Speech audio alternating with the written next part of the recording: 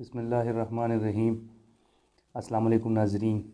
آپ دیکھ رہے ہیں کرمنل لیگل انفو۔ آج اپنی ویڈیو کے ذریعے میں ضابطہ فوجداری کے جس سیکشن آف لا کو ڈسکس کرنے جا رہا ہوں وہ انتہائی اہمیت کا حامل سیکشن ہے، کیونکہ اس میں پولیس کو بلا وارنٹ کسی بھی شخص کو جو اس میں مخصوص ہے ان کو بلا وارنٹ گرفتار کرنے کا پولیس افسر کو اختیار دیا گیا ہے، لہٰذا یہ انتہائی عام ہے۔ تو آئیے شروع کرتے ہیں۔ آج ہم دفعہ 54 ضابطہ فوجداری کا جو قانون ہے اس کا ڈسکس کریں گے۔ دفعہ 54 میں ہے کہ پولیس افسر بغیر وارنٹ کے، بغیر مجسٹریٹ کے حکم کے کن کن اشخاص کو وہ بلا وارنٹ گرفتار کر سکتا ہے۔ تو دفعہ 54 کے کل 9 ضمن ہے، مطلب اس کے 9 قسم کے اشخاص ہیں جن کو پولیس افسر بغیر مجسٹریٹ کے حکم کے اور بغیر وارنٹ کے حصول کے ان کو گرفتار کر سکتا ہے۔ پہلے ضمن میں ایسا شخص اگر اس پر ایسے جرم کا الزام ہو، ایسے جرم میں وہ ملوث ہو جو قابل دست اندازی ہو، مطلب ایسا شخص ہے جس نے کوئی ایسا جرم کیا ہے جو کگنیزیبل جرم ہے، جس میں کوئی بھی پولیس افسر بغیر مجسٹریٹ کے حکم کے کارروائی کرنے کا مجاز ہے، تو ایسے معاملے سے ریلیٹڈ جو ملوث شخص ہے اس کو بلا وارنٹ گرفتار کیا جا سکتا ہے۔ جو ڈائریکٹ کسی ایسے جرم میں ملوث ہو جو قابل دست اندازی ہے، یا ایسا شخص جس پر معقول شبہ ہو یا جس کے خلاف نالش دائر کی گئی ہو، کہ یہ جو شخص ہے جس پر معقول شبہ ہو یا جس کے خلاف نالش دائر کی گئی ہو، یہ کسی قابل دست اندازی جرم میں ملوث رہا ہے پہلے سے، تو ایسے شخص کو ابھی معقول جو شبہ ہے، تو پولیس افسر یہاں پر اس کا مطلب یہ ہے کہ پولیس افسر ایسے شخص کی جو قابل دست اندازی جرم میں ملوث ہونے کے متعلق جو شواہد ہے تو اس کی وہ پوری جانچ پڑتال کرے گا، پوری تصدیق کرے گا، اور تصدیق کے بعد جب اس کو معقول وجوہات فراہم ہو جائے تو اس کے بعد پھر وہ ایسے شخص کو بلا وارنٹ گرفتار کر سکتا ہے۔ یا اگر کسی شخص کے خلاف نالش دائر کی گئی ہے، نالش مجسٹریٹ کی روبرو دائر کی جا سکتی ہے، لیکن اگر پولیس افسر کی روبرو نالش دائر کی گئی ہے تو اس کے بعد بھی پولیس افسر کو چاہیے کہ اس کی تصدیق کرے کہ آیا جو نالش دی گئی ہے کسی شخص کے خلاف کہ وہ قابل دست اندازی جرم میں ملوث رہا ہے، تو آیا اس میں کوئی صداقت ہے یا نہیں۔ اگر صداقت ہے تو اس کے بعد پھر پولیس افسر اس کو بلا وارنٹ گرفتار کر سکتا ہے۔ تو یہ تو ضمن نمبر 1 تھا۔ اس کے بعد جو ضمن نمبر 2 ہے تو اس میں ہے کہ اگر کسی شخص کے پاس آلات نقب زنی ہو، کسی شخص کے پاس، کسی پولیس افسر کو ناکہ بندی پر کوئی ایسا شخص مل جاتا ہے یا گشت کے دوران جس کے پاس آلات نقب زنی ہو، جس میں ایسے آلات ہو کہ کسی بھی دکان کو اس سے کھولا جا سکتا ہے، توڑا جا سکتا ہے، اس میں نقب لگایا جا سکتا ہے، دیوار میں سوراخ لگایا جا سکتا ہے ڈکیتی کے غرض کے لیے، چوری کے غرض کے لیے، ایسے آلات نقب زنی ہے اس شخص کے پاس، اور وہ اس کے متعلق معقول وجہ پیش نہ کرے تو ایسے شخص کو بھی پولیس افسر بلا وارنٹ گرفتار کر سکتا ہے۔ اب یہاں پر جو اہم بات ہے اس ضمن میں، تو جو شخص جس کے پاس آلات نقب زنی پایا جائے، تو یہاں پر انہوں نے یہ بات اس قانون میں اس بات کی وضاحت کی گئی ہے کہ وہ شخص خود اپنے آپ کو مظلوم ثابت کرے۔ یہ ثابت کرنا اس شخص کو یہ اختیار ہے کہ جس کے پاس آلات نقب زنی پائی جائے، کہ وہ خود یہ ثابت کرے گا کہ اس کے پاس جو آلات نقب زنی ہے وہ کسی غیر قانونی غرض سے اس نے اپنے پاس نہیں رکھی ہے۔ اگر وہ درست طریقے سے وہ فراہم کر سکتا ہے تو پھر ایسی صورت میں اس کو چھوڑا جائے گا۔ اگر وہ صحیح طریقے سے وجوہات فراہم نہیں کر سکتا تو پھر اس کو پولیس افسر بلا وارنٹ گرفتار کر سکتا ہے۔ اس کے بعد ضمن نمبر 3 میں اشتہاری مجرم کے بارے میں ہے کہ اگر کوئی مجرم वकूआ करने के बाद, किसी भी जुर्म में मुलव्विस होने के बाद अगर कोई मुलजिम वो पुलिस से की गिरफ्तारी से बचने के लिए रोपोश हो जाता है और उसके ख़िलाफ़ इश्तिहारी होने की जो कार्रवाई है वो मुकम्मल हो जाती है, तो फिर ऐसे शख्स को कोई भी पुलिस अफसर जहाँ भी उसको वो दस्तयाब हो जाए, मिल जाए, तो उसको बिला वारंट गिरफ़्तार किया जा सकता है। किसी भी शख्स को इश्तिहारी करार देने के मुतालिक जो प्रोसीजर है तो वो इंशाल्लाह फिर अगले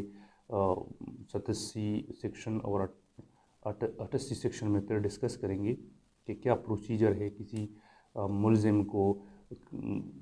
किस तरीक़ेकार के मुताबिक उसको इश्तिहारी बनाया जाएगा। अच्छा, इसके बाद जो चौथा ज़िमन है उसमें है माली मसरूक़ा के बारे में कि अगर किसी के पास ऐसा माल, ऐसी कोई चीज़ पुलिस अफसर वो बरामद कर लेता है उसकी कब्ज़े से, जिस पर पुलिस अफसर को ये शुबा हो कि ये चोरी का माल है, माल मसरूक़ा है, ये जो माल इससे बरामद हुआ है तो इसने किसी से चुराया है, तो ऐसे शख्स को फिर पुलिस अफसर बिला वारंट गिरफ़्तार कर सकता है। अच्छा, इसके बाद पांचवा जो ज़िमन है तो उसमें है कि अगर कोई शख्स सरकारी मुलाजिम के जायज़ ड्यूटी में खलल डालने का बायस हो, कोई पुलिस अफसर जायज़ ड्यूटी सर अंजाम दे रहा है अपने ओहदे की मुनासिबत से और उसमें रुकावट डालने की कोई शख्स कोशिश कर रहा है, तो ऐसे शख्स को भी पुलिस अफसर बिला वारंट गिरफ़्तार कर सकता है।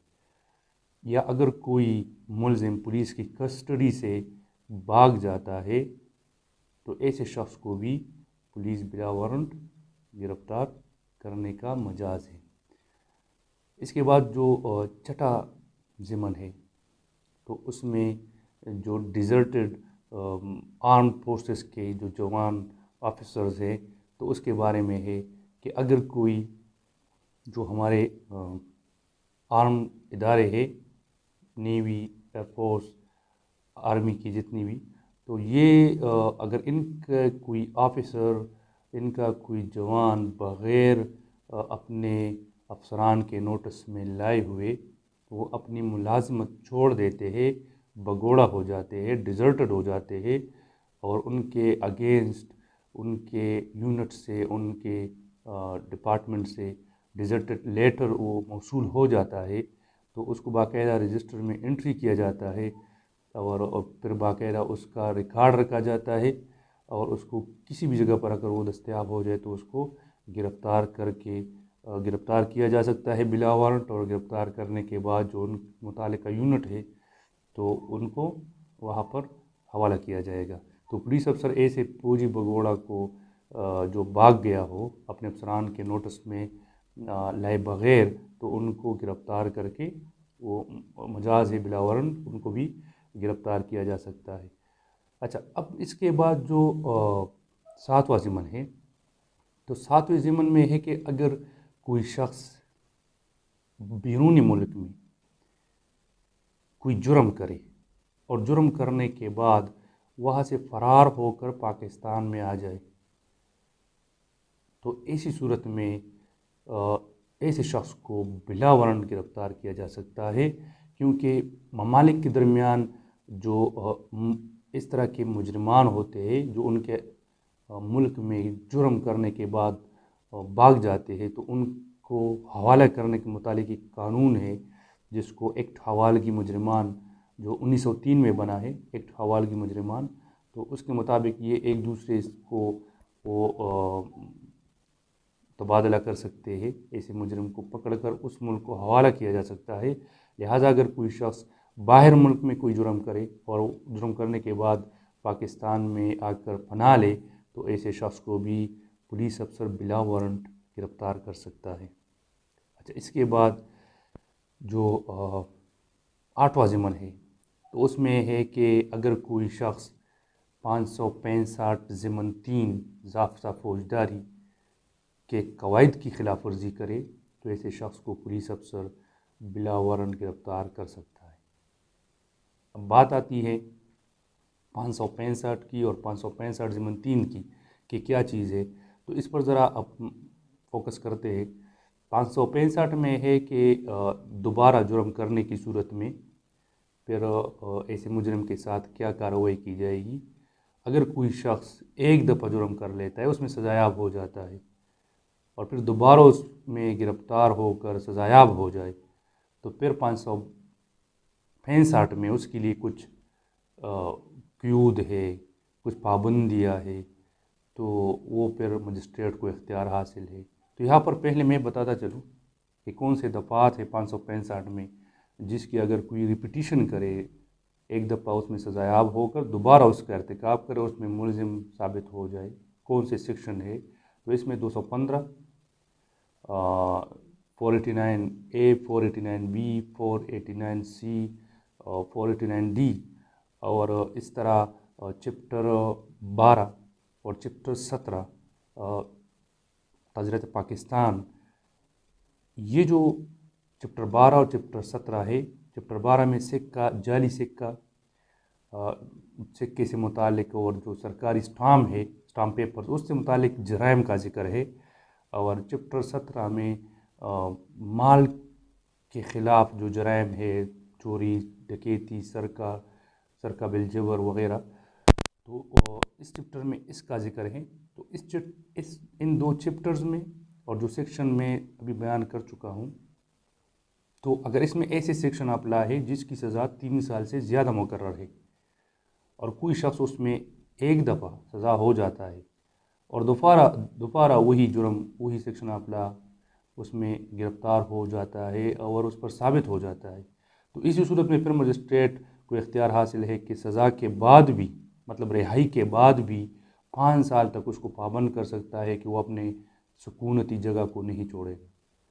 سکونتی جو علاقہ ہے، رہائشی، اس کو نہیں چھوڑے گا۔ تو یہاں پر ضمن نمبر 3 میں صوبائی گورنمنٹ کو اختیار دیا گیا ہے کہ وہ ایسے ملزمان کے لیے جو قید سے رہائی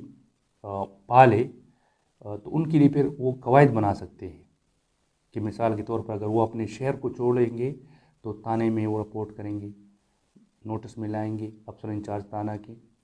یا کسی جگہ پر جاتے ہیں تو اس کے متعلق وہ قواعد فراہم کریں گے کہ وہاں پر وہ اتنے دن تک سٹے کریں گے، ان مقامات کو وزٹ کریں گے، تو بغیر پھر پولیس افسر کے پولیس اسٹیشن کو اطلاع دیے بغیر ایسے اشخاص پھر اس علاقے کو نہیں چھوڑ سکتے۔ تو اگر